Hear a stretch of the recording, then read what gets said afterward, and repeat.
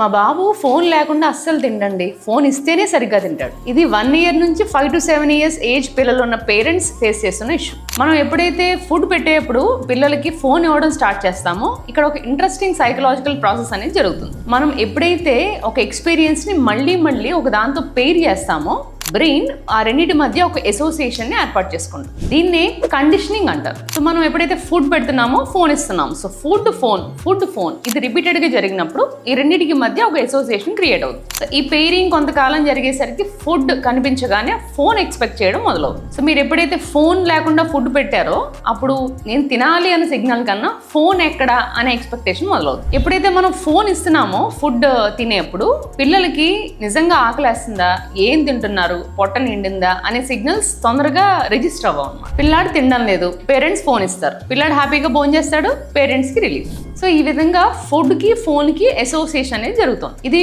పిల్లాడి యొక్క స్టబ్బర్నెస్ మాత్రమే కాదు, ఇది ఒక learned pattern. First of all అసలు భోజనం చేసేటప్పుడు ఫోన్ ఇవ్వడం కరెక్ట్ కాదు. బికాస్ ఆఫ్ వేరియస్ రీజన్స్ మీరు ఫోన్ ఇచ్చారు అనుకోండి, వెంటనే ఫోన్ తీసేసుకోవడం కూడా సొల్యూషన్ కాదు. ఈ అసోసియేషన్ నెమ్మదిగా ఎలా బ్రేక్ చేయాలో నెక్స్ట్ వీడియోలో చూద్దాం.